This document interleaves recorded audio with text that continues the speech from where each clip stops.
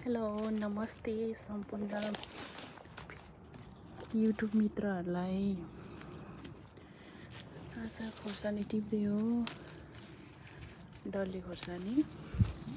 यसो युरोपमा पनि फ्री समयमा यसरी बारी सानो छ भने यसरी नेपालको डल्ले खोर्सानीहरू यसरी रोप्न सक्यो भने मजाले फलाउन सकिन्छ। तर समय चाहिँ निकाल्नु पर्यो अनि अलिकति जाँगर हुनु पर्यो। जाँगर भयो भने युरोपमा पनि मजाले नेपालको जस्तो खानेकुराहरू फलाउन सकिन्छ।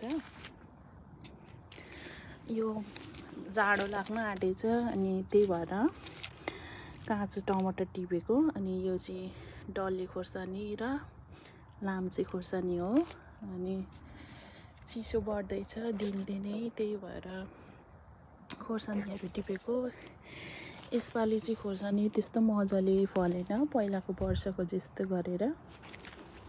अनि खोर्सानीको दानाहरू पनि अलिक सानो खाले लागेको छ। छिपिनु चाहिँ छिपेकै छ, यत्रो यत्रो छ। खै के भएर यसपालि चाहिँ अलिक मौसम चेन्ज भएर होला। यो चाहिँ ठाडे डल्लेमा पर्छ। खोर्सानी टिपेर टिपेर अम्ली पनि यस्तो कालो भइसक्यो। पाक्नु चाहिँ भर्खर यस्तो सुरु हुँदैछ, यसरी पाक्न आँटेको छ। कोही कोही पाकिरहेको छ। यसपालि किनेर चाहिँ खै हुँदैन, किनभने आफ्नो पनि बेच्न सक्दैन। यो बेच्यो भने चाहिँ फेरि आफूले किनेर खानु पर्ने अवस्थामा आउँछ। अनि अलिक चिसो बढ्दै गयो भने चाहिँ खै खोर्सानीमा अलिक यस्तो पनि के यस्तो दागी बस्दो रहेछ। त्यस्तै 1 किलो जस्तो चाहिँ हुन आँट्यो होला सायद। यो चाहिँ सानो नाङ्लो चाहिँ यताउँदि नाङ्लो सानो पाउँछ, ठुलो पाउँदैन नाङ्लो। यता चाहिँ मजाको खोर्सानी रहेछ। यत्रो यत्रो भइदिए त हुन्थ्यो, यत्रो यत्रो होइन रहेछ।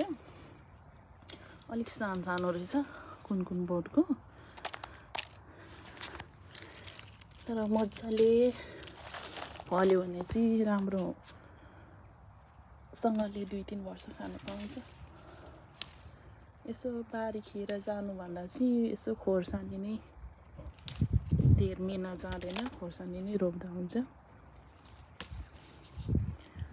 हजुरहरूलाई मन पर्यो भने लाइक गर्नुहोला, कमेन्ट गर्नुहोला। जेसुकै